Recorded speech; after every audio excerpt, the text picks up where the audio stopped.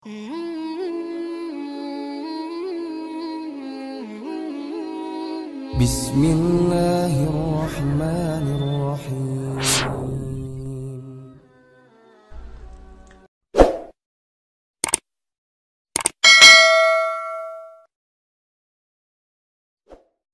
Bismillahirrahmanirrahim. Assalamualaikum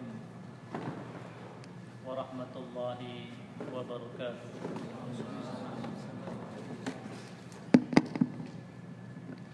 Alhamdulillah.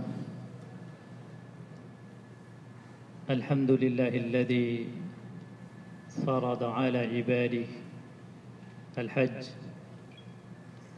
haitsu qala walillahi 'alan nasi hajjul baiti man istata'a ilaihi sabila wa qala al-hajju ashhurun ma'lumat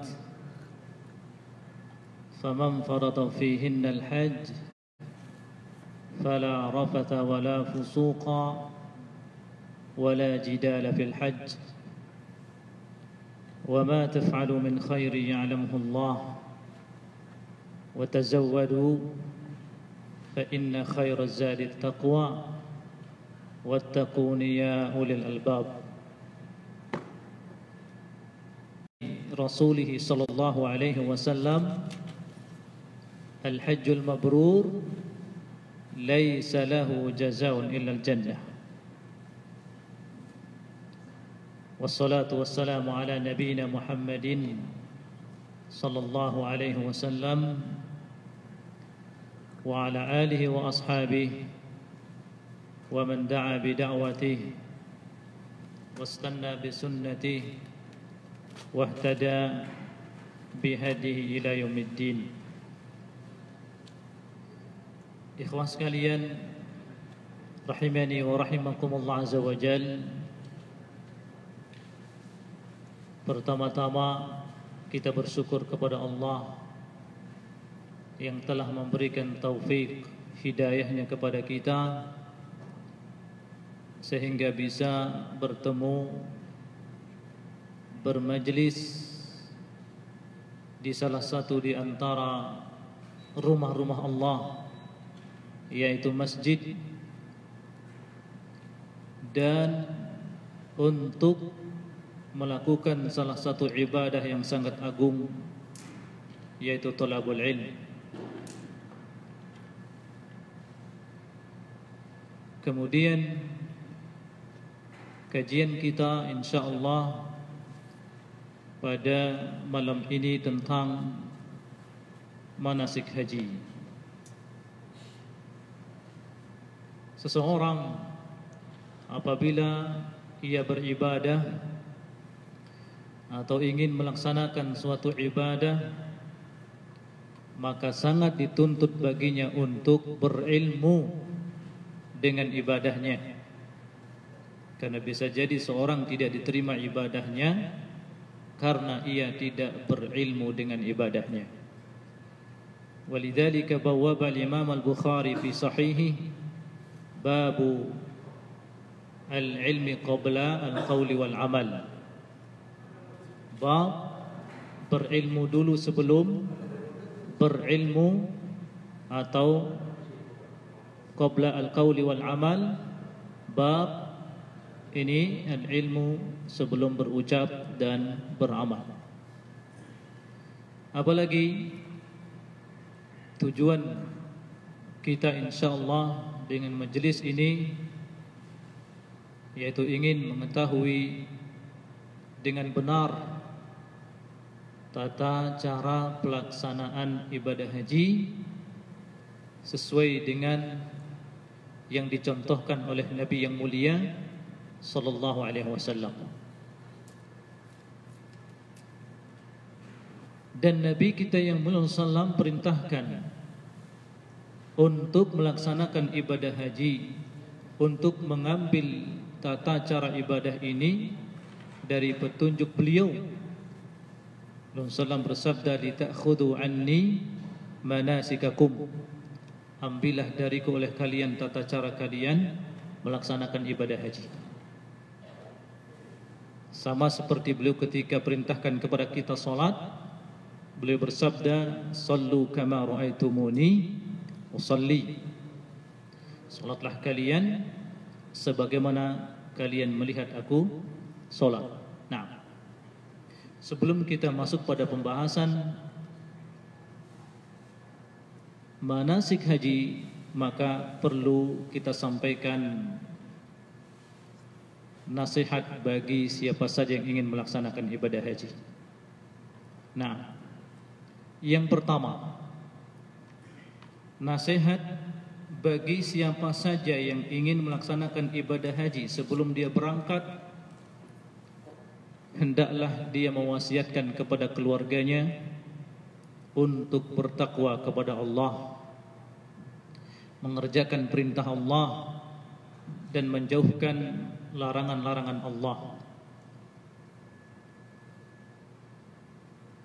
Karena apabila kita taat, keluarga kita taat, maka semua urusan kita akan dimudahkan. Wa may yattaqillaha yaj'al lahu min amrihi yusra. Siapa yang taat kepada Allah, maka Allah akan mudahkan urusannya. Nah, yang kedua, hendaklah orang yang akan berangkat melaksanakan ibadah haji menuliskan wasiat atau menuliskan kewajiban-kewajiban yang ada pada dirinya. Misalnya seperti hutang. Seperti apa? Seperti dia memiliki hutang kepada saudaranya. Ini dia tulis dan disimpan, diberikan kepada istrinya, saudaranya, anaknya. Saya punya hutang pada si fulan dan saya akan berjanji akan membayarnya pada waktu ini dan ini. Misalnya dia akan membayarnya pada tanggal 10 Zulhijjah. Di sini dia sedang Jumratul Aqabah. Ya, maka dia titipkan kepada keluarganya untuk membayarkan hutangnya pada hari itu. Nah, jadi hendaklah seorang yang akan berangkat melaksanakan ibadah haji, dia tuliskan apa yang itu merupakan kewajibannya dan dipersaksikan oleh saudaranya atau keluarganya. Karena kita tidak tahu, bisa jadi Allah Azza wa Jalla mengambil hidup kita ketika kita sedang melaksanakan ibadah haji. Nah, yang ketiga, siapa saja yang ingin berangkat melaksanakan ibadah haji, hendaklah ia segera bertaubat kepada Allah. Hendaklah dia segera bertaubat kepada Allah dari semua dosa yang pernah ia lakukan, dari semua dosa yang sedang ia lakukan, yang masih menjeratnya, maka hendaklah dia melepaskan dirinya dari semua dosa tersebut. Dia bertaubat kepada Allah Azza wa Jalla. Jangan sampai ia berangkat melaksanakan ibadah haji masih ada dosa yang belum dia bertaubat kepada Allah. Perintah bertaubat ini dalam setiap waktu, bukan ketika kita akan berangkat melaksanakan ibadah haji saja. Tapi ketika kita ingin melaksanakan ibadah yang agung, yang di situ kita ingin mendapatkan haji yang mabrur, awali dengan bertaubat kepada Allah. Perintah Allah Azza wa Jalla, wa tubu ilallahi jami'an ayyuhal mu'minun la'allakum tuflihun. Siapa yang akan beruntung? Ya. Wa tubu ilallahi jami'an ayyuhal mu'minun. Bertobatlah kalian kepada Allah semua wahai orang yang beriman, la'allakum tuflihun, agar kalian beruntung. Maka orang-orang yang membawa Dosanya yang dia belum bertaubat kepada Allah, dia bawa sampai ketika dia berjalan melaksanakan ibadah haji. Bagaimana dia akan beruntung dengan ibadah hajinya? Dosa syirik masih ada, dosa riba masih ada, dosa menzalimi saudaranya masih ada. Ya. Karenanya sebelum dia berangkat melaksanakan ibadah haji, hendaklah dia bertobat kepada Allah. Jika dosanya berkaitan dengan saudaranya yang dia zalimi, segeralah ia minta dihalalkan, segeralah ia minta dimaafkan. Nah, kemudian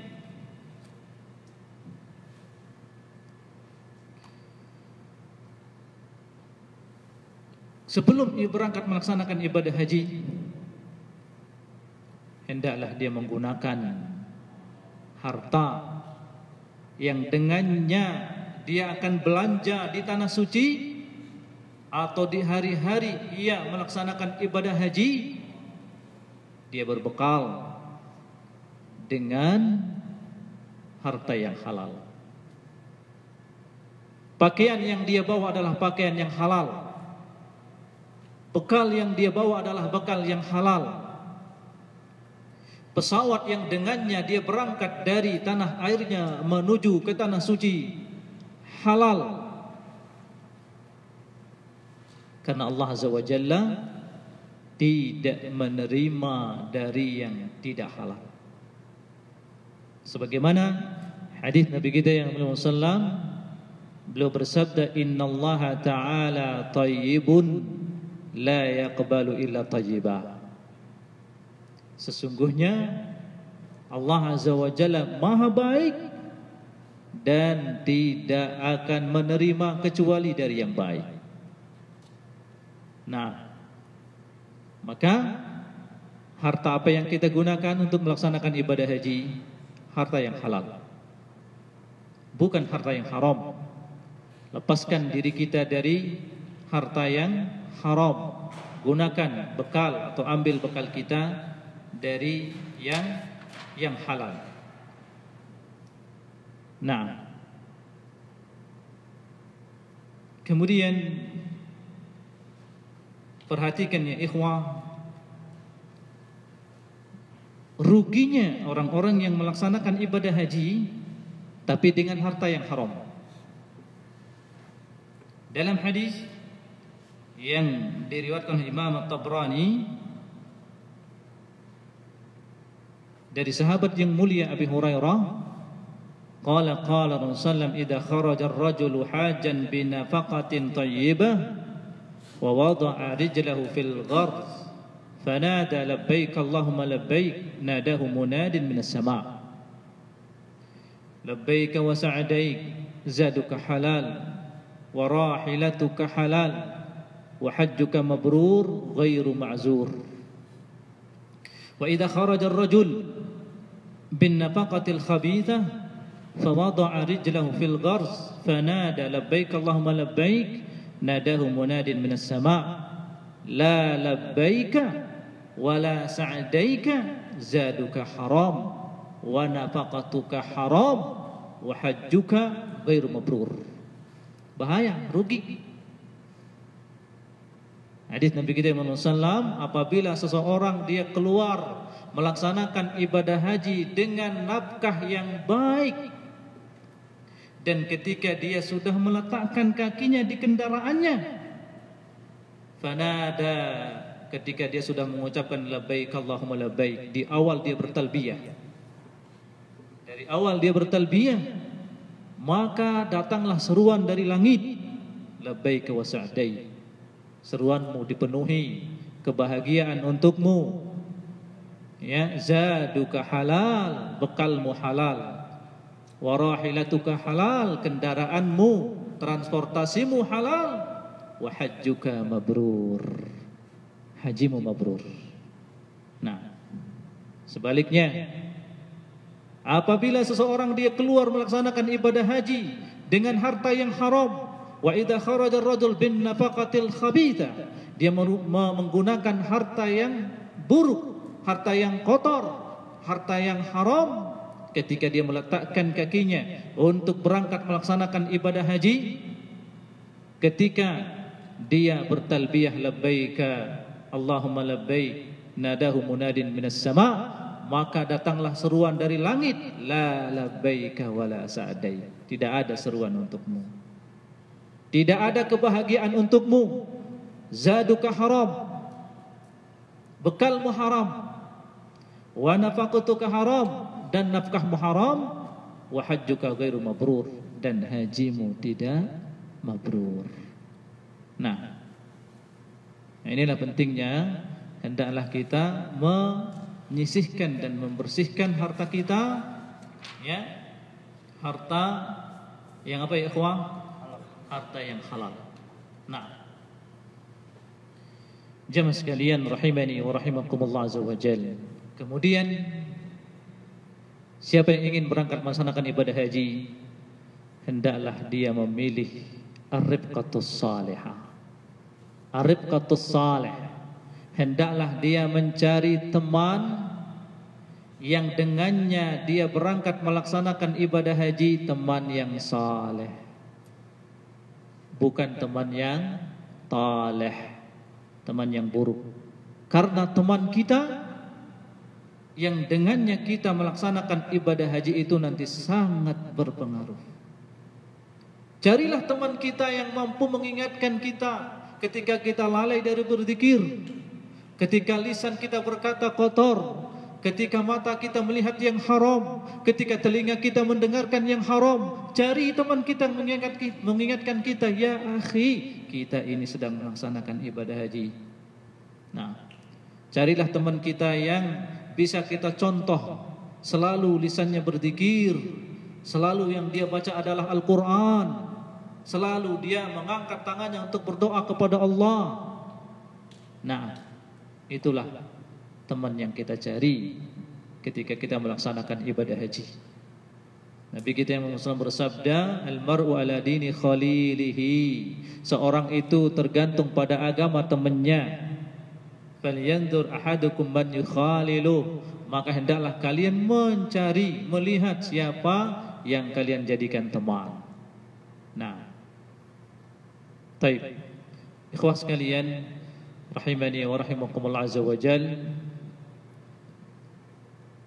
kita masuk pada pembahasan manasik haji.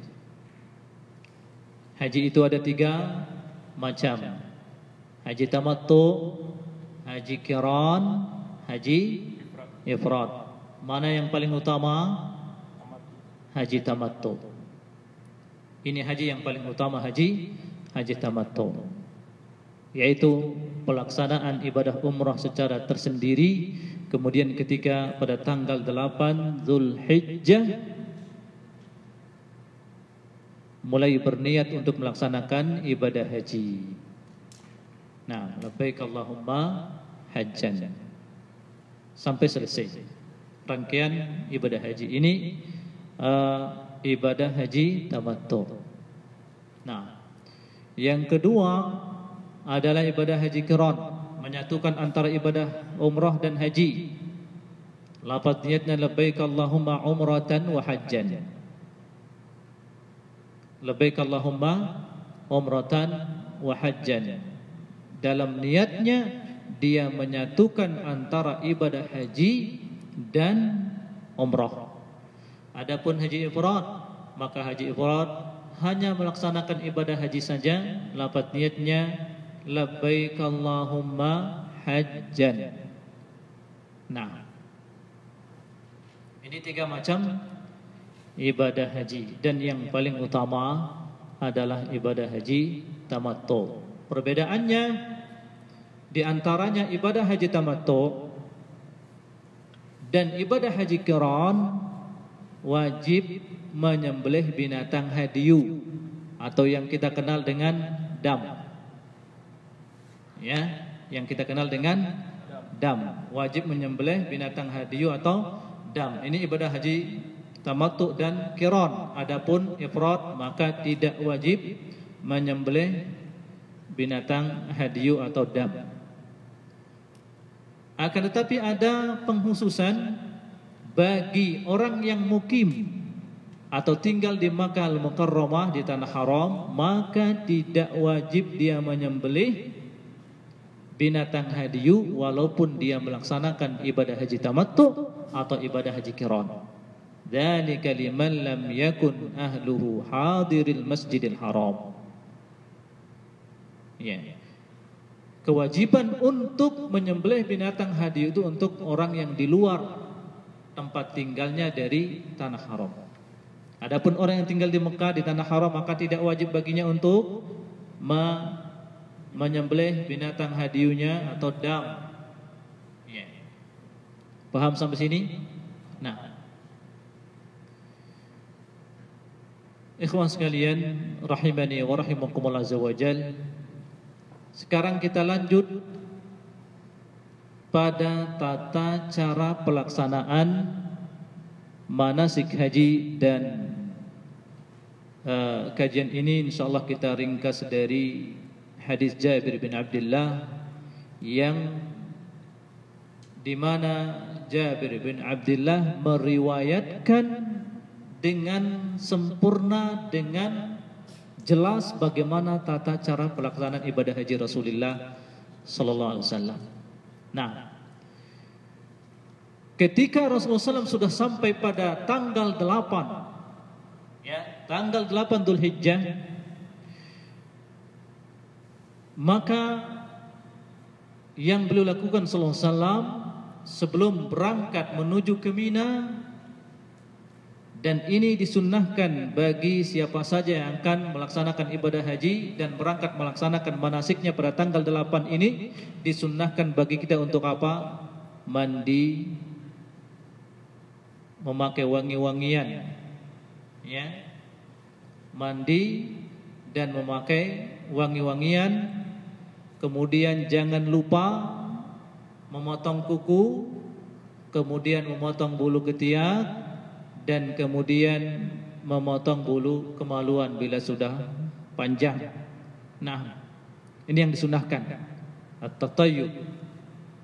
Kemudian memakai wangi-wangian sebelum kita berangkat menuju ke Mina. Dan perhatikan, dan ini juga berlaku bagi setiap jamaah haji ketika dia sampai di miqat. Apakah jamaah haji yang berangkat dari tanah air, dari Indonesia, kemudian begitu sampai di miqat, ini disunahkan baginya mandi, memakai wangi-wangian, dan jangan kita pakaikan wangian ini di kain ihram kita. Tidak boleh. Ya. Kalau misalnya kita pakaikan wangi-wangian di kain ihram, maka kain ihram ini dilepas, ganti yang lain, ganti yang lain, atau dicuci, keringkan, baru dipakai lagi. Nah, jadi tidak boleh. La yalbasu al-muhrimu syai'an yamussuhu za'faran awil lurs. Kata Rasulullah SAW dalam hadis, tidak memakai kain orang yang berihram itu yang terkena minyak wangi dari za'faran atau urus. Tidak boleh. Ya. Jadi sunnahnya kita memakai wangian ini di mana? Di badan kita. Ya, di badan kita.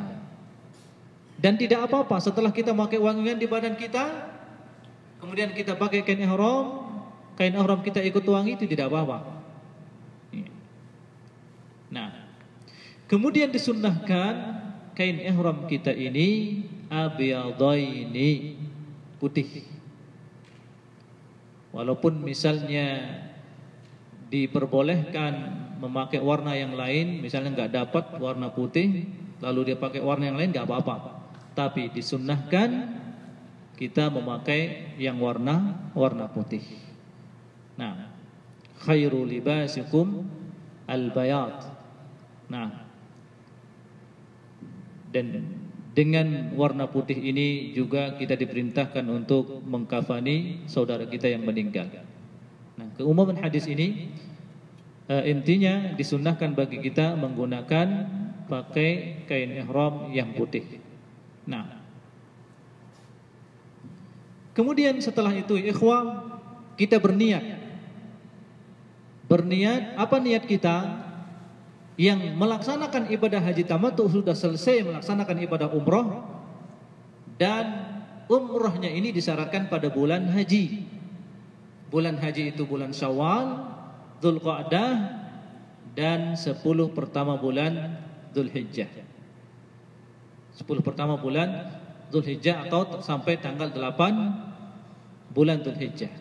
Maka siapa yang berumrah bulan Syawal, Dzulqa'dah, ya, lalu kemudian berangkat melaksanakan ibadah haji pada dari tanggal 8, maka hajinya tamattu. Hajinya apa? Tamattu. Nah, kita berihram dan berniat dari tempat kita masing-masing. Yang tinggal di Nasim, dia berihram dan begitu menaiki kendaraan, setelah kendaraannya siap berangkat, baru di situ berniat labbaik Allahumma hajjan. Labbaik Allahumma hajjan. Nah, begitu juga niat orang yang melaksanakan haji ifrad, labbaik Allahumma hajjan, berangkat. Nah, berangkat menuju ke Mina, sunnahnya itu pada waktu duha. Sunnahnya kapan? Pada waktu duha, sebelum zuhur, jangan setelah zuhur. Utamanya itu pada waktu duha, karena Rasulullah SAW masuk ke Mina pada tanggal 8 ini pada waktu duha. Beliau SAW sholat zuhur, kemudian asar, maghrib, isya, dan fajar di mana? Di Mina. Tanggal berapa?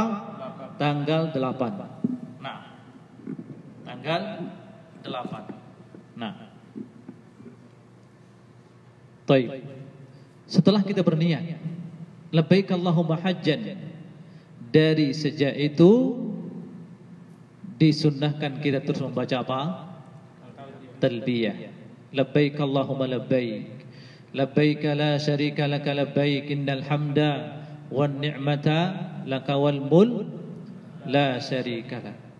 Nah, jadi jangan kita malas ya membaca talbiyah ini. Nabi kita yang Muhammad sallam bersabda dalam hadis yang diriwayatkan dari sahabat yang mulia Sahal As-Sa'idi, Rasulullah bersabda, "Ma labba min mulabbin illa labba ma'ahu an yaminihi wa an yasharihi min hajarin wa syajarin wa madarin." Nah, tidaklah seseorang membaca talbiyah terkecuali akan bertalbiyah juga bersamanya, ya, apa saja yang ada di samping kanannya, apa saja yang ada di samping kirinya, dari bebatuan, dari pepohonan, dan dari tanah, sampai bumi itu, sampai di sini dan di sini dan di situ dan di situ. Nah, semuanya menyaksikan dan ikut bertalbiyah bersama kita. Maka jangan malas kita membaca talbiyah ini, sampai-sampai Nabi kita yang Muhammad bersabda, "Afdalul haji al-hajju was-sajj."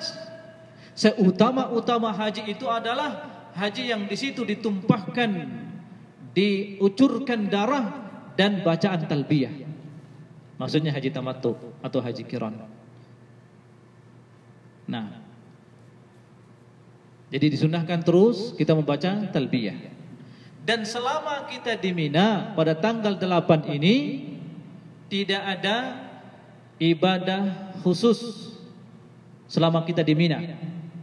Ya, hanya disunnahkan kita terus membaca talbiyah, atau kita selingi dengan baca Al-Quran, atau kita membaca kitab, belajar ya sama teman yang lain, tidak apa-apa.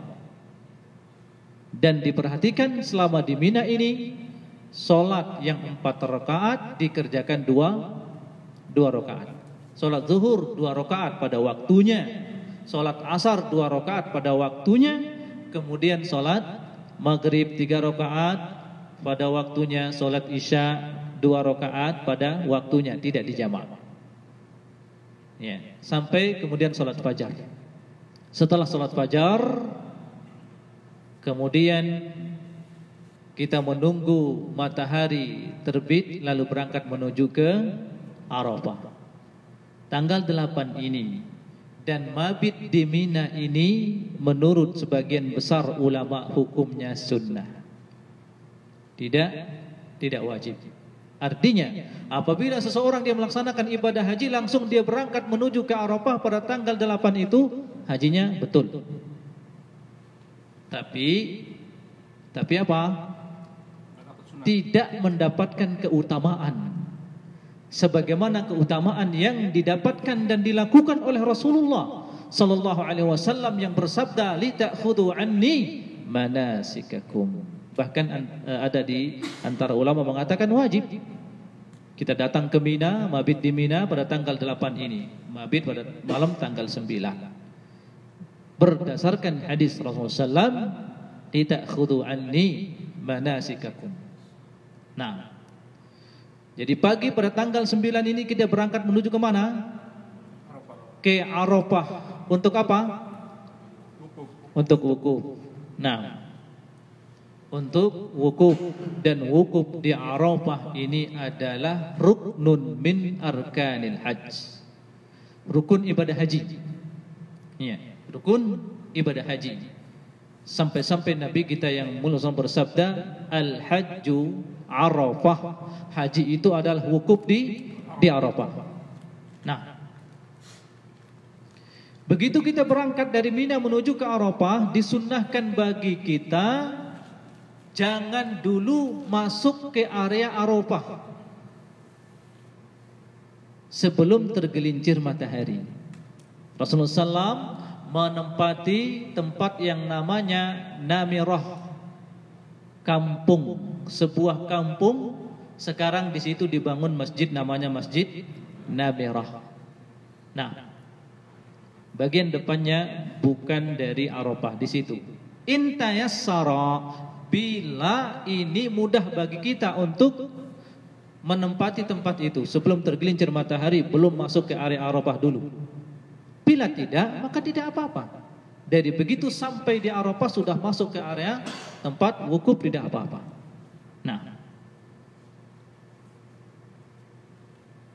Nah, ini sunnahnya. Dan waktu wajib wukuf di Arafah itu dari sejak tergelincir matahari sampai kapan? Sampai tenggelam matahari. Itu waktu wajib. Nah, waktu wajib wukuf di Arafah dari sejak tergelincir matahari sampai tenggelam matahari. Maka janganlah kita meninggalkan Arafah sebelum terbenam matahari. Jangan sampai meninggalkan Arafah sebelum terbenam matahari kalau tidak ada udzur syar'i. Udzur syar'i. Nah, jamaah sekalian rahimani wa rahimakumullah azza wa jalla, wukuf di Arafah ini adalah waktu yang sangat utama. Doa-doa terijabah. Ya, doa-doa terijabah. Siapa saja yang memohon, meminta kepada Allah ketika dia wukuf di Arafah, doanya terijabah. Sebaik-baik doa yang dipanjatkan adalah doa yang dipanjatkan ketika wukuf di Arafah. Nabi kita yang mulia SAW bersabda, khairu du'ain du'a'u yaumu Arafah. Doa yaumi Arafah.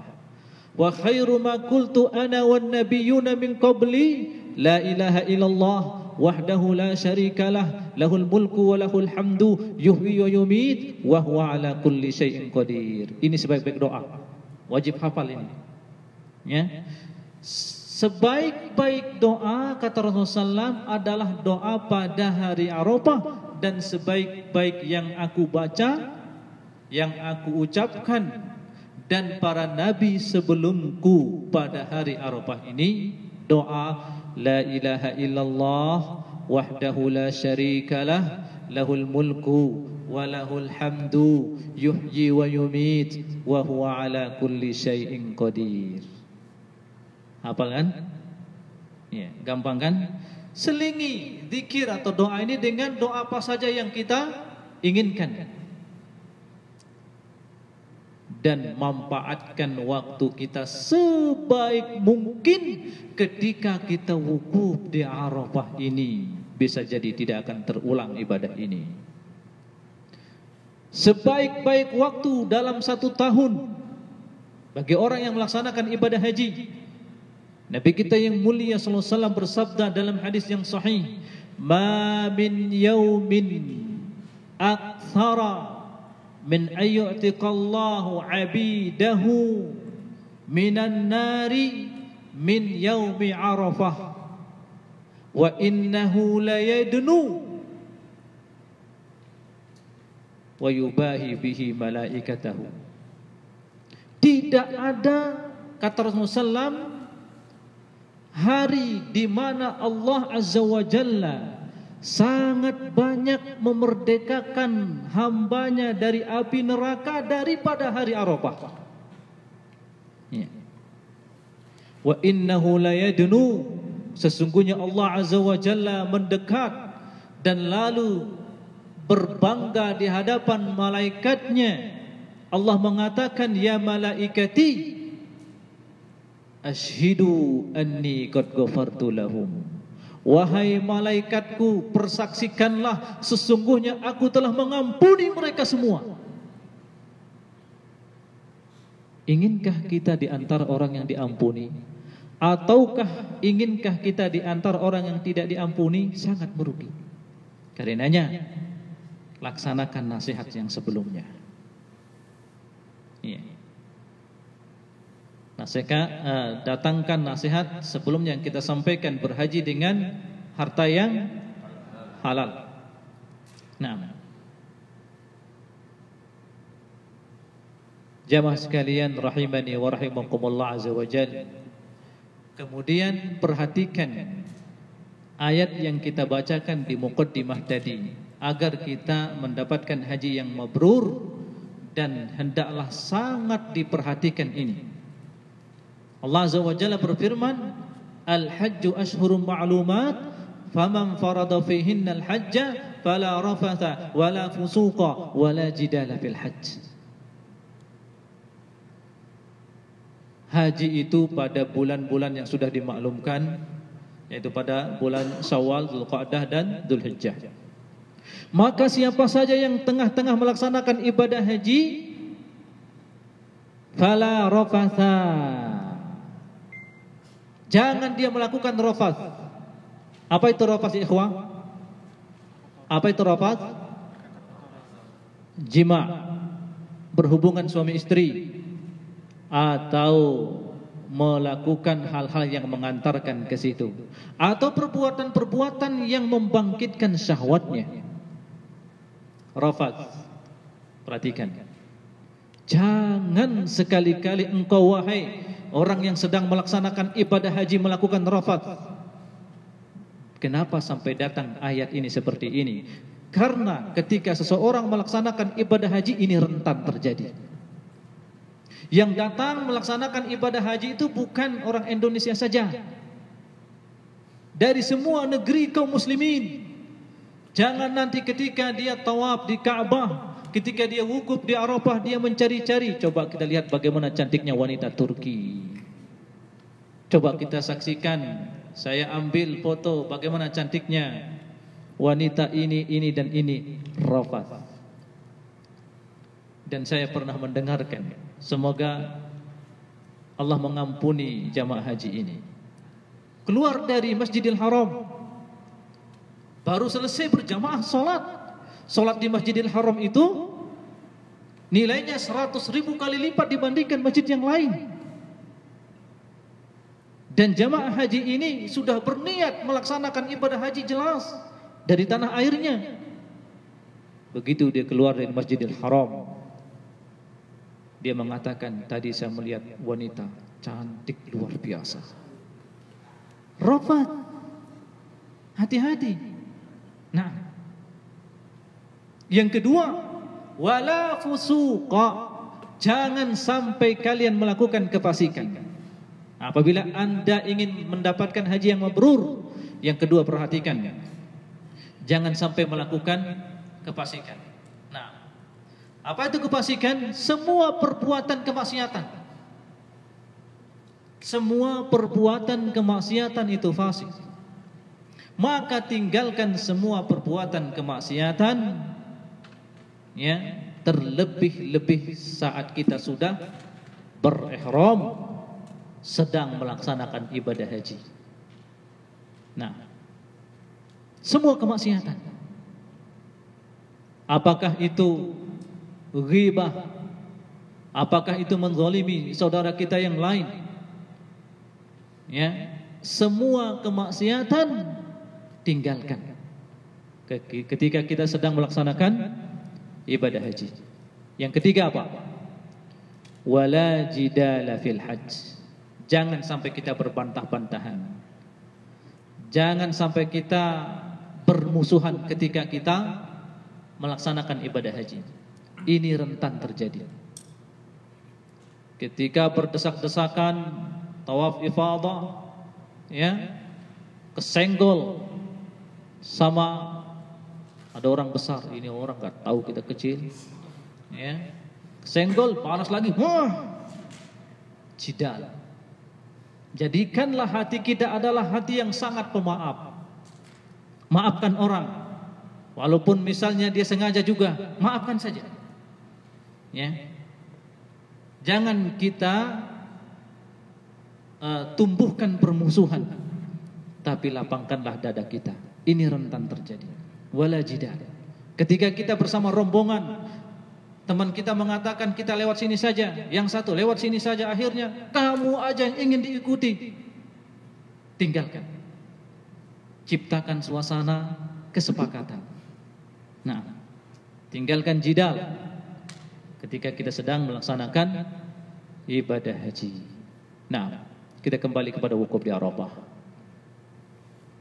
Wukuf di Arafah, ya ikhwah, sebaik-baik amalan yang kita lakukan ketika wukuf di Arafah adalah banyak berdoa.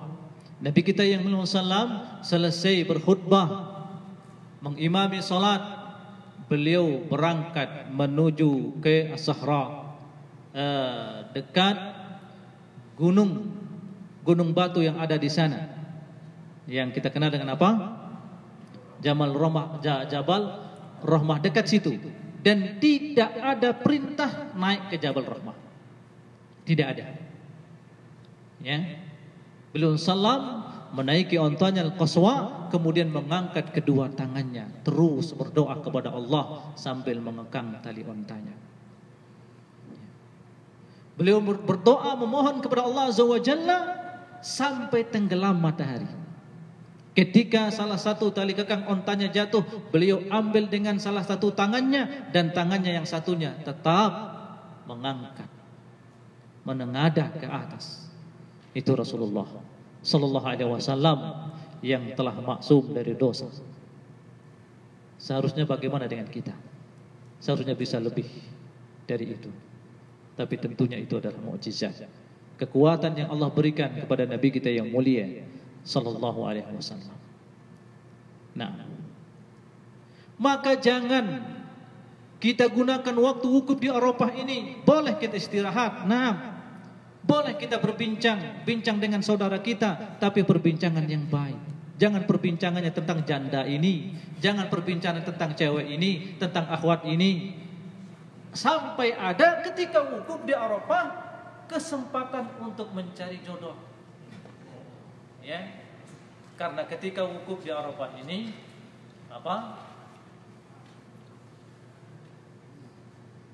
banyak wanita-wanita yang keluar yang tidak pernah atau belum dilihat sebelumnya.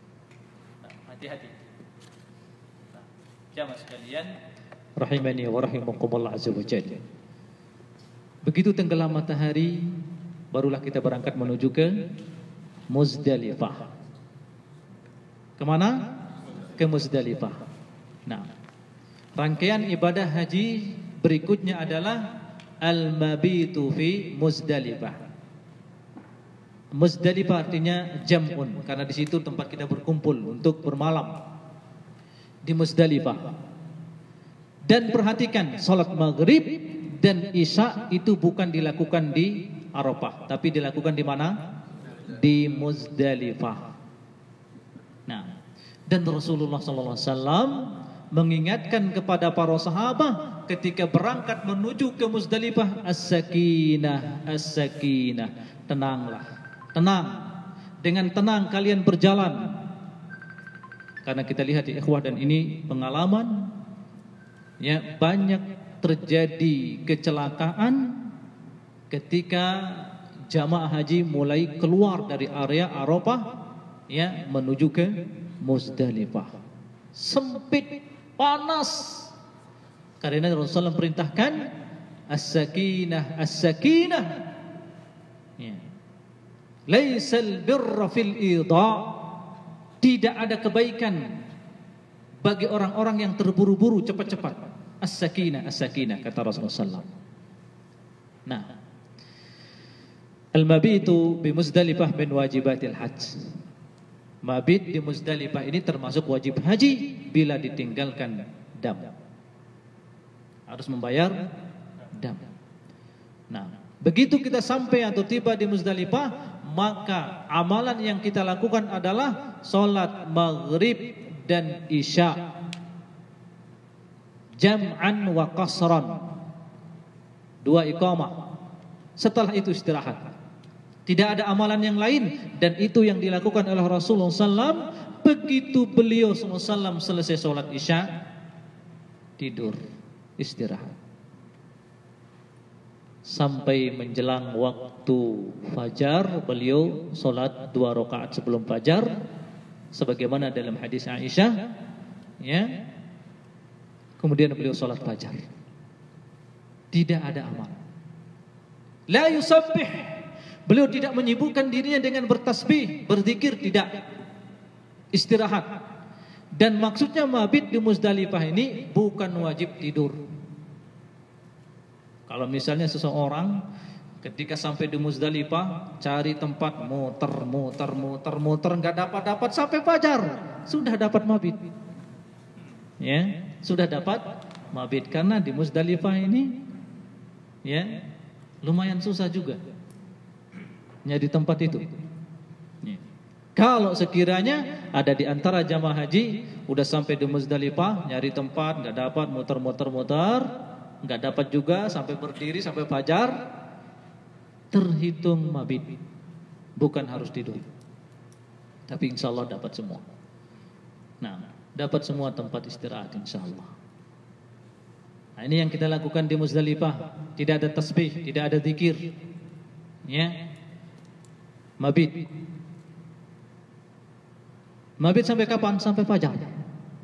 Terkecuali rombongan yang bersama kaum wanita,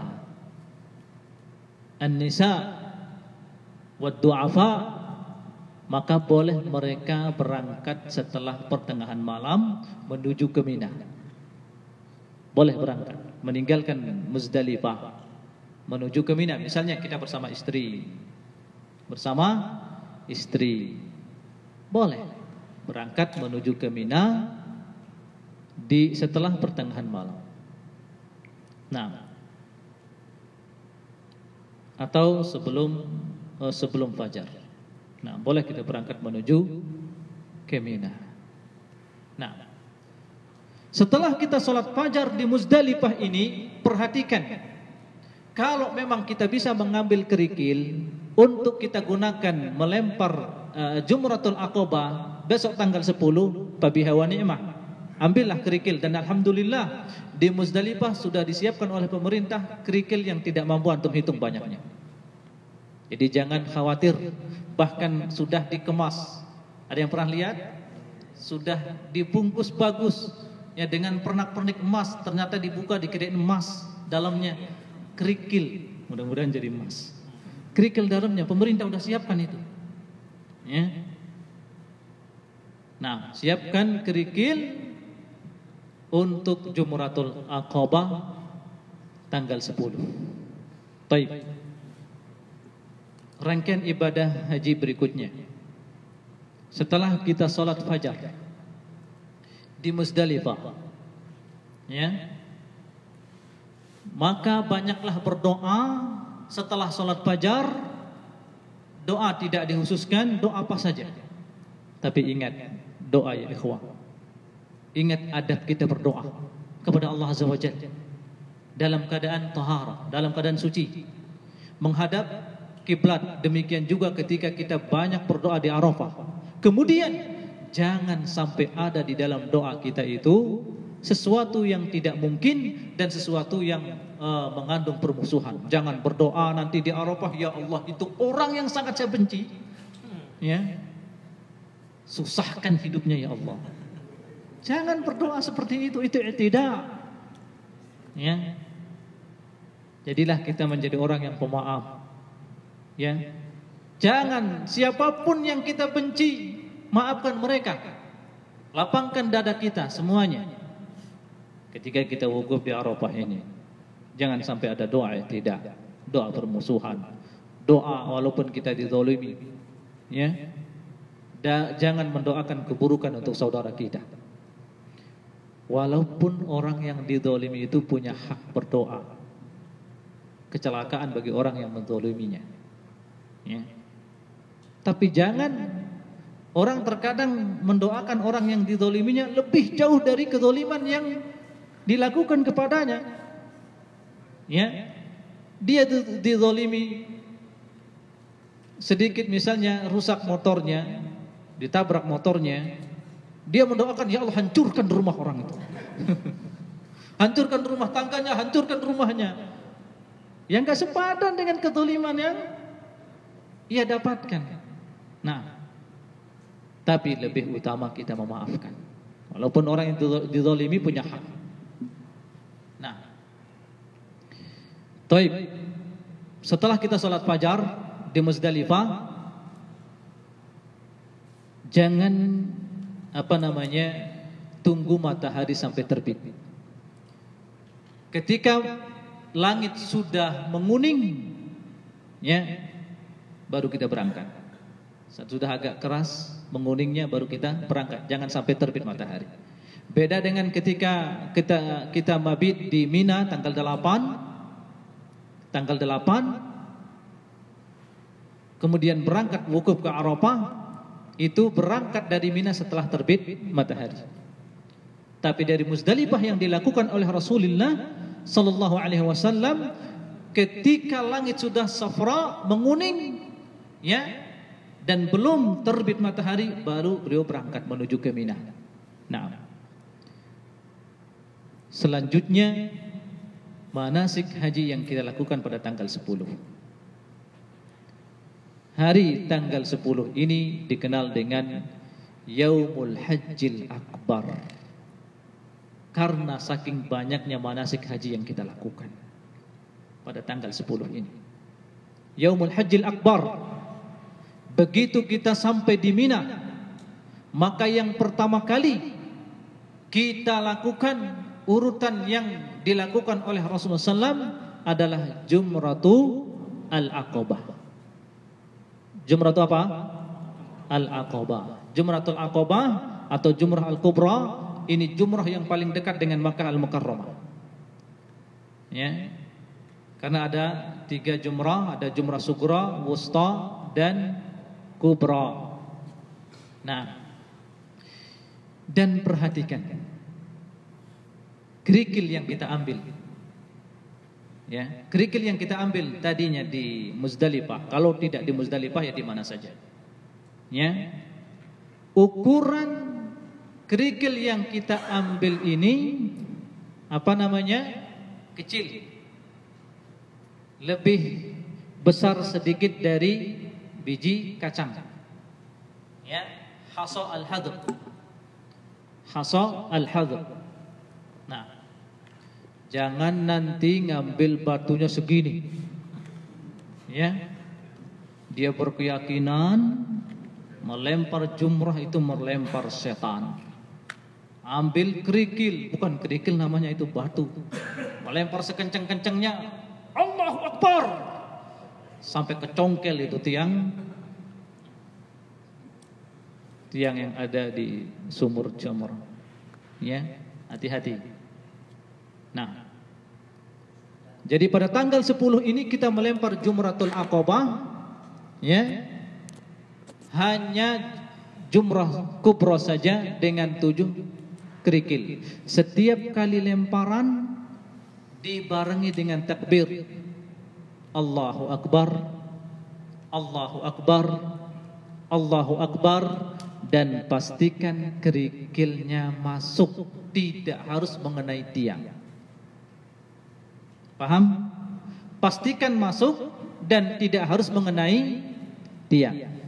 Dan melempar itu ikhwah dengan ayunan Allahu Akbar. Kalau begini Allahu Akbar. Melempar atau meletakkan? Meletakkan.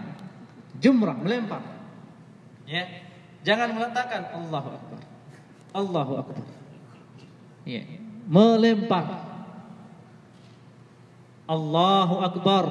Allahu Akbar sampai 7 kali. Nah,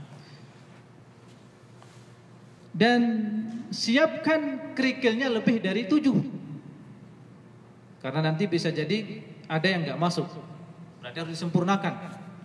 Ya.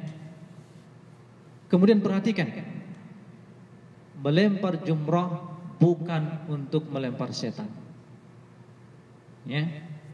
Innama ju'ila tawafu fil bait was-sa'i baina safa wal marwah wa ramyul jamarat, kata Rasulullah, liiqamati dzikrillah.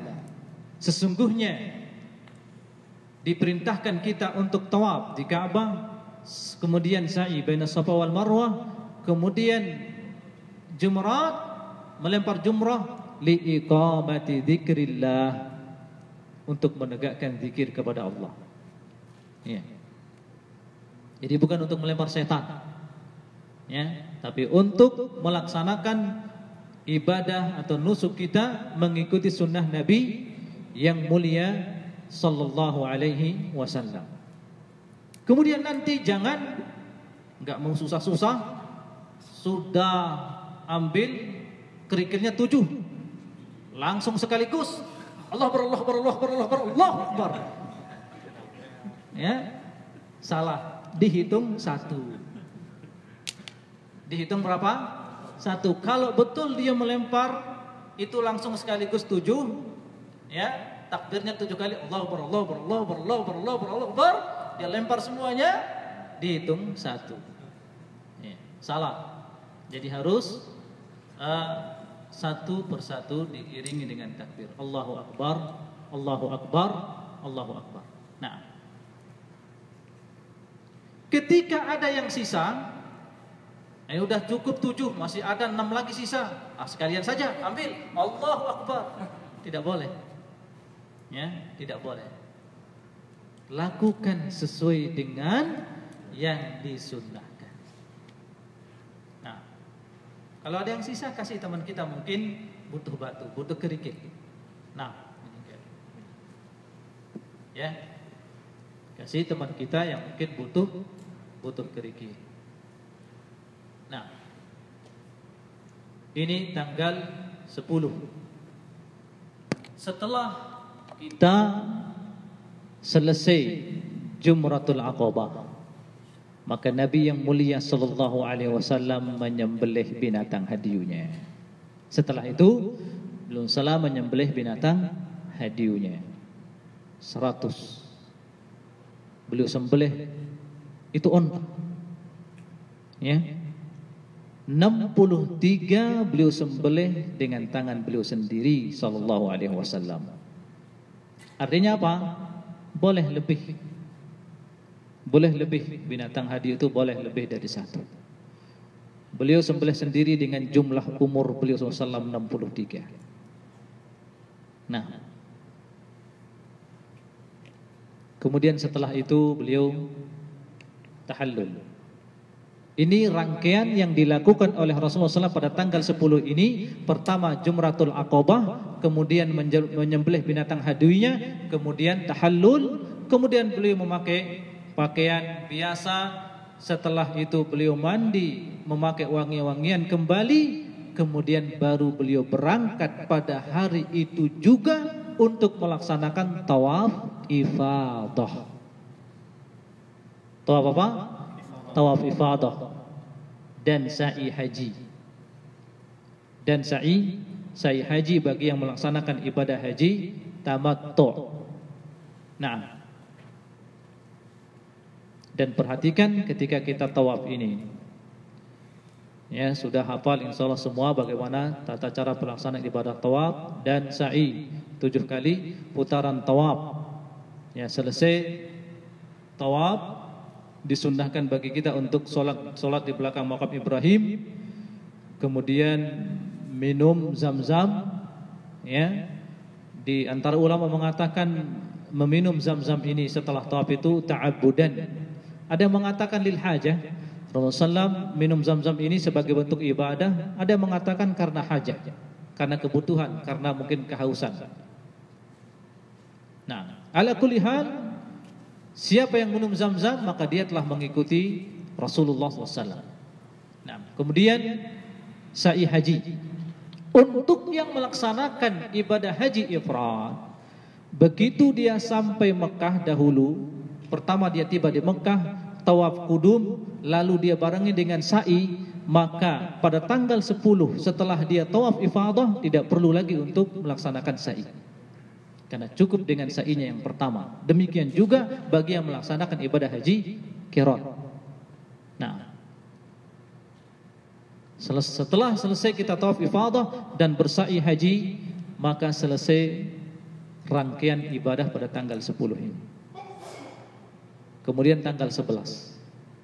Nah, kemudian tanggal 11. Rasulullah SAW sebelumnya ikhwah, beliau sampai sholat zuhur. Beliau sholat zuhur di Makkah hari tanggal 10 itu. Beliau sholat zuhur di Makkah pada tanggal 10. Nah, bukan di Mina. Taib. Malam tanggal 11 wajib bagi kita mabit di mana? Di Mina. Ayyamu at-tasyriq, wajib bagi kita mabit di Mina. Jadi setelah kita selesai tawaf dan sa'i, kemudian kembalilah ke Mina untuk mabit di Mina. Mabit di Mina ini min wajibatil hajj, termasuk wajib haji. Bila ditinggalkan dam. Ya, apabila ditinggalkan tanpa ada uzur, maka wajib membayar dam. Tapi jangan semuanya dam semua. Ah, ini saya punya uang banyak, ya udahlah, nggak mau saya mabit, nggak mau lempar jumrah. Bagaimana seorang ingin mendapatkan haji yang mabrur? Ya, sengaja dia melakukan kesalahan. Nah, taib. Jadi pada tanggal, lihat tanggal 10 ini ikhwah, Jumratul Aqabah. Itu Rasulullah SAW melakukan, ya setelah beliau berangkat dari Muzdalifah. Artinya beliau sampai di Mina itu jelas sebelum zuhur, dan melempar jumrahnya sebelum zuhur, Jumratul Aqabah. Adapun tanggal 11 setelah kita mabit untuk malam tanggal 11 keesokan harinya, ya perhatikan kapan mulai waktu kita melempar jumrah yang 3. Yang kita lakukan, ibadah yang dilakukan oleh para jamaah haji pada tanggal 11 ini, ya malamnya mabit, ini wajib haji. Kemudian keesokan harinya melempar jumrah yang 3, jumrah sugra, kubra, wusta dan kubra. Masing-masing 7 kerikil. Dimulai dari jumrah yang sugra, Allahu Akbar, Allahu Akbar, Allahu Akbar. Setiap kali lemparan, selesai melempar, maju sedikit ke samping agak kiri, menghadap kiblat dan berdoa yang lama di situ. Di sini tempat doa yang mustajab insyaallah. Berdoalah yang lama. Nah, maju ke depan agak ke kiri, ya, menghadap ke kiblat dan berdoa. Dan perhatikan waktu melempar jumrah pada tanggal 11, 12 ini dan 13 setelah tergelincir matahari. Sampai para ulama memfatwakan siapa yang melempar sebelum tergelincir tidak sah lemparannya. Siapa yang melempar jumrah pada tanggal 11, ya, sebelum tergelincir matahari, maka tidak sah lemparannya karena belum waktunya. Antum sholat subuh jam 3 malam, sah enggak? Tidak sah.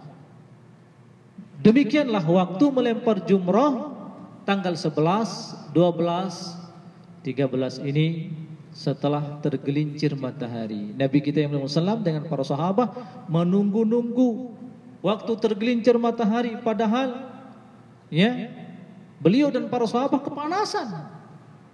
Tapi beliau menunggu sampai tergelincir matahari, baru beliau SAW dengan para sahabat melempar jumrah yang sugra, wusta dan kubra pada tanggal 11, 12 ini setelah tergelincir matahari. Jangan melempar sebelumnya.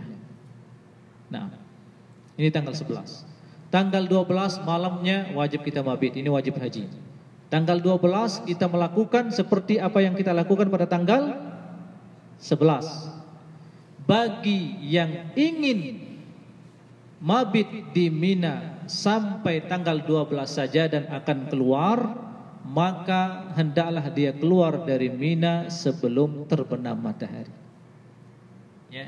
Tanggal 13 melempar tanggal 13 ini tidak wajib, boleh kita tinggalkan. Artinya cukup kita mabit di Mina 2 malam saja sampai malam tanggal 12.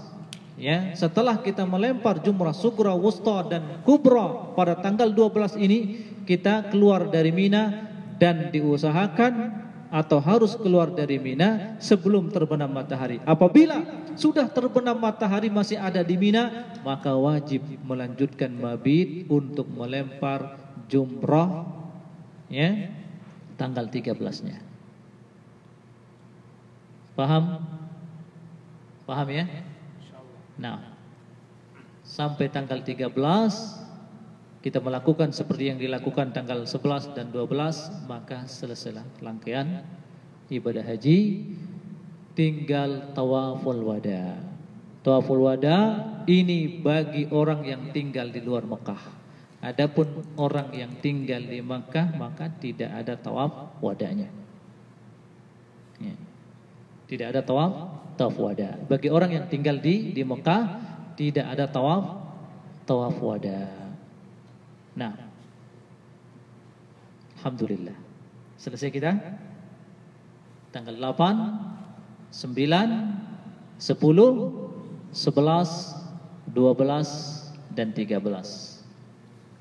Untuk tawaf ifadah, kalau kita tidak mampu melakukannya tanggal 10, boleh diakhirkan tanggal 11, boleh diakhirkan tanggal 12, boleh diakhirkan tanggal 13. Bahkan boleh bagi jamaah haji mengakhirkan tawaf ifadah ini dia satukan dengan tawaf wada. Bagi jamaah haji dari tanah air, dia satukan tawaf ifadahnya dengan tawaf wada. Kemudian tadi belum kita sampaikan pada tanggal 10 setelah kita Jumratul Aqabah, kemudian menyembelih binatang hadiyu, kemudian tahallul, kita sudah mendapatkan tahallul al-awwal. Artinya setelah itu boleh kita motong kuku, boleh kita pakai pakaian biasa, hanya saja yang membawa istri belum boleh berhubungan suami istri. Belum boleh cubit-cubitan dulu. Ya, belum boleh. Nah, setelah tawaf ifadah dan sa'i haji, apakah ada tahallul? Enggak ada. Setelah tawaf ifadah dan sa'i haji tidak ada cukur lagi. Sudah dengan itu kemudian kita sudah mendapatkan tahallul al-kubra, ya. Yang setelah ini sudah lampu hijau, semuanya halal. Yang bawa istri sudah boleh berhubungan. Nah,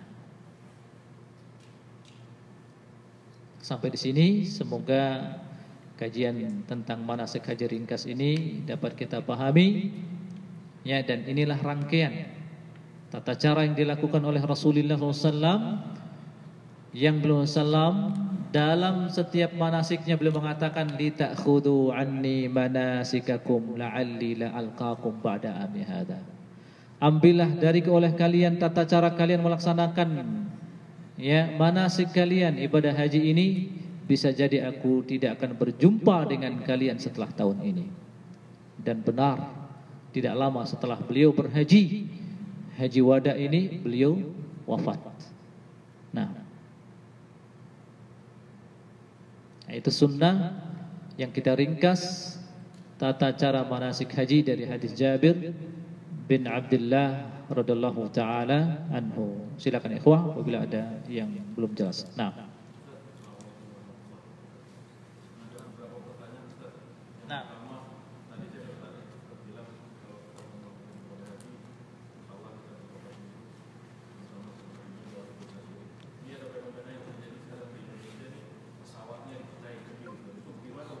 Pesawatnya apa? Pesawat Jemaah Indonesia kloter pertama itu ada ritual mengucapkan kendi untuk apa? Untuk berkah memecahkan kendi pada roda pesawat itu terjadi tataran itu. Terus yang kedua Ustaz, misalnya seperti Ustaz bilang kan kita melakukan ibadah tahun dunia seumpama tahun lalu. Kalau misalnya saya melakukan ibadah haji, tapi saya hanya mengikuti sahabat-sahabat yang sudah lama di sini. Dan insya Allah tahun ini kita mulai belajar. Ketika saya melakukan ibadah haji yang sekarang, semisal saya membanggakan orang tua saya yang sudah meninggal, jadi aktualnya saya menyempurnakan ibadah haji saya dulu atau saya tetap membanggakan orang tua yang sudah wafat? Ibadah haji yang antum lakukan dahulu insyaallah sah, ya. Walaupun masih kurang ilmunya, tapi bersama ikhwah atau teman-teman yang sudah melaksanakan ibadah haji. Setelah itu ibadah haji seumur kita itu cuma diwajibkan satu kali saja. Wa amma ba'dahu fasunnah. Maka yang kedua dan ketiganya itu adalah sunnah, dan boleh kita membadalkan haji untuk orang tua kita yang sudah meninggal atau keluarga kita yang sedang sakit tidak diharapkan kesembuhannya.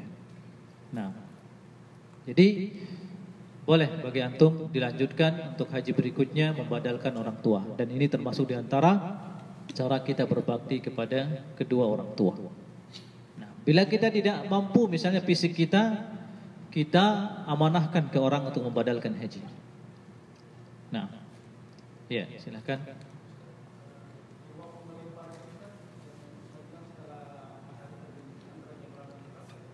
Nah, setelah tergelincir matahari itu maksudnya setelah zuhur atau waktu zuhur itu. Nah, dan lihat, perhatikan ikhwah waktunya, coba antum perhatikan. Waktu melempar jumrah tanggal 11, 12, 13 ini dari tergelincir matahari sampai menjelang fajar. Lama sekali waktunya. Kenapa kita mengambil waktu sebelumnya? Waktu yang sangat sempit. Ya, waktu yang sangat sempit. Ada orang melempar jumrah tanggal 11 setelah sholat fajar. Ya. Padahal waktunya panjang sekali. Kalau itu terjadi dan dia masih ada waktu untuk mengulang, dia ulang pada hari itu. Dia ulang lemparannya pada hari itu. Kalau sudah, dia minta ampun kepada Allah. Kalau sudah, ya. Misal kayak kita kerja, kita maghrib malam ini sampai katakanlah waktu fajar. Berarti sebaiknya ketika waktu fajar itu kan waktu terbaik setelah tergelincir matahari sampai fajar di hari berikutnya, ya Ustaz? Iya. Jadi kalau kita kerja misalnya, apakah boleh kita berangkat kerja pagi dulu baru balik lagi untuk melontar di sore hari ini? Boleh saja. Ya, utamanya itu memang kita tinggal terus di Mina. Ayyamut tasyrik itu kita tinggal terus di Mina. Tapi misalnya kita keluar dari Mina, kita ambil waktu untuk mabit dari jam 12 malam sampai fajar. Ya. Jam itu kita gunakan untuk melempar sah. Iya, melempar dan mabit sekalian. Nah, melempar dan mabit. Nah, malam itu kita melempar jumrah untuk tanggal 11-nya, demikian juga tanggal 12-nya. Sekalian mabit, sekalian melempar. Ya. Jadi antum masuk Mina misalnya, dari arah mana antum masuk? Ya. Berangkat menuju ke jumrah sampai 1 jam. Baru melempar jumrah. Balik lagi mencari tempat untuk mabit misalnya 1 jam. Sampai antum tinggal di sana fajar sudah terhitung mabit. Nah, dan mabit di Mina ayyamut tasyrik ya bisa setengah malamnya. Ya, dan lebih utama semua malam. Tapi boleh ya setengah malamnya, misalnya dari jam 12 sampai fajar, atau dari maghrib sampai jam 12 atau jam 1. Nah, ya, lah harus setengah malamnya. Ya, jam 12 sampai fajar. Nah,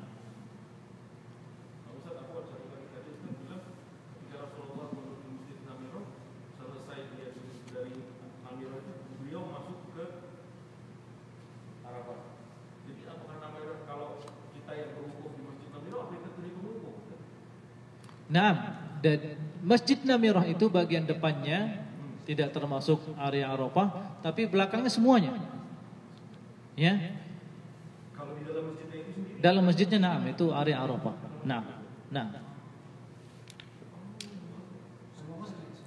Pantesan waktu itu saya ingat itu ditutup itu si pintu masjid itu belum diperbolehkan masuk. Mungkin itu kali ya? Iya, belum, fajar belum. Sekitar terbit matahari atau jam 7 jam 8 baru dibuka. Nah, ada pertanyaan nih ikhwah? Taib.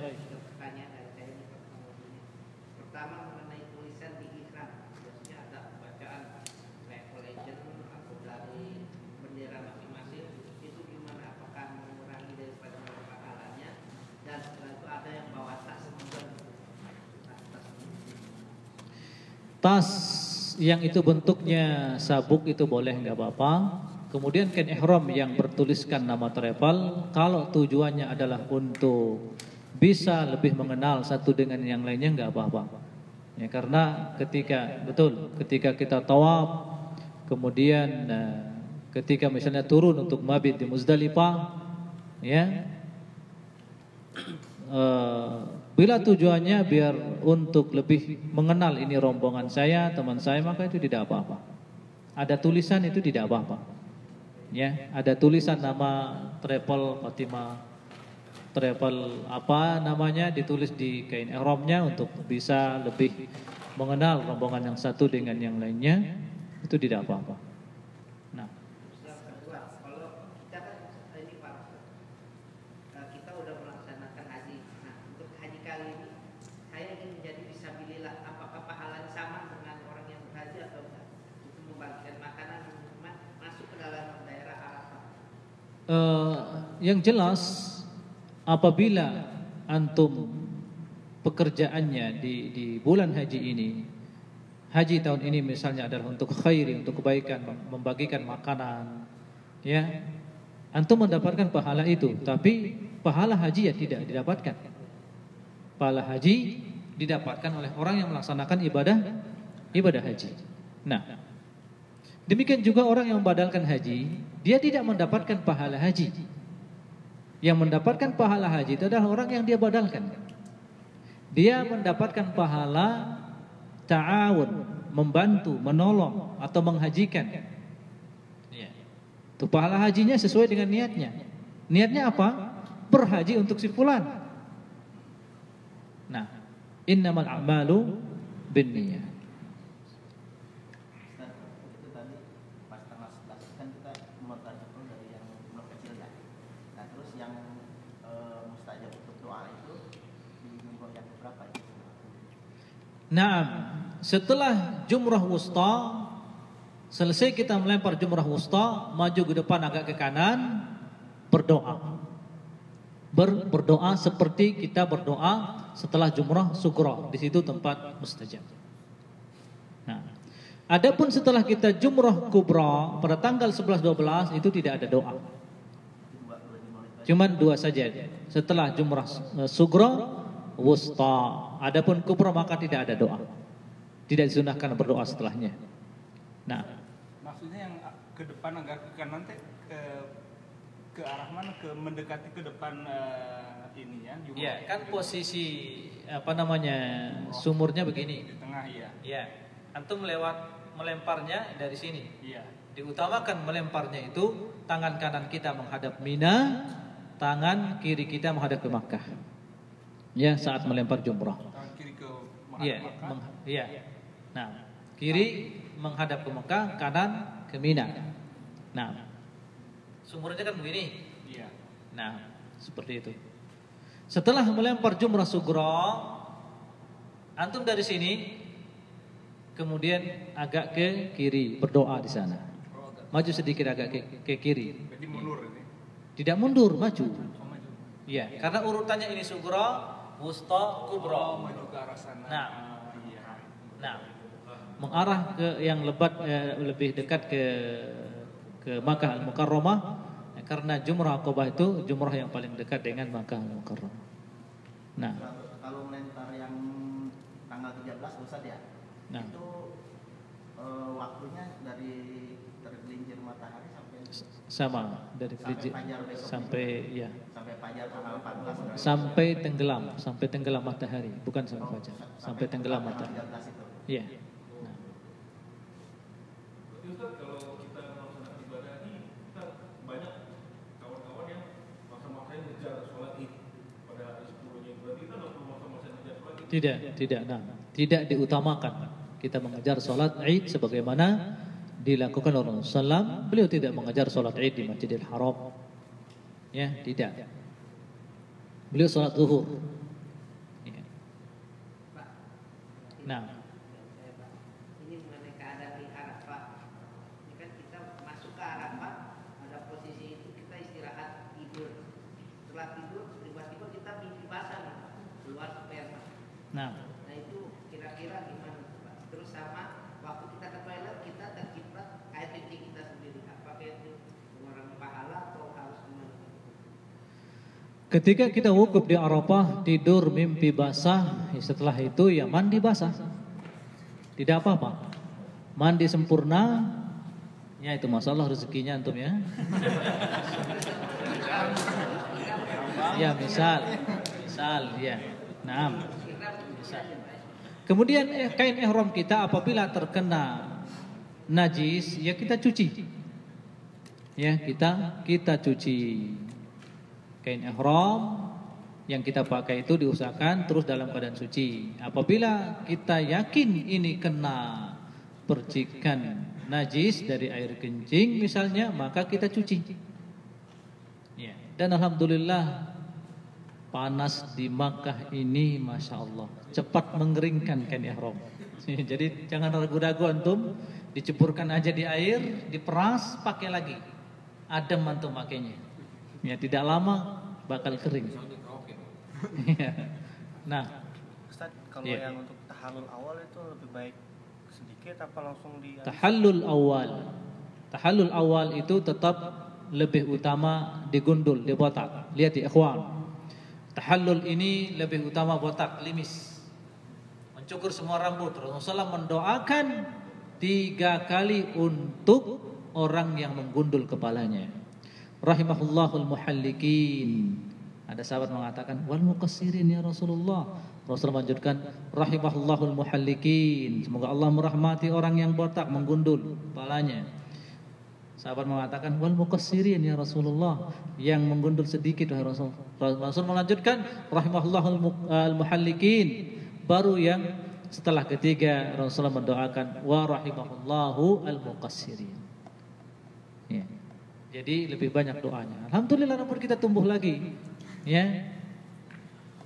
Jadi jangan malas. Ya, jangan disayang rambutnya ketika tahallul awal. Kalau misalnya orang yang melaksanakan haji tamattu setelah dia selesai melaksanakan ibadah umrohnya, bila dekat pelaksanaan ibadah haji, maka diutamakan dia taksir saja, menggundul sebagian kepalanya, yang mencukur sebagian rambutnya, bukan digundul. Nanti digundul pas selesai Jumratul Aqabah. Nah, paham kita ini? Nah, sallallahu ala nabiyina Muhammad wa ala alihi wa sahbihi wasallam.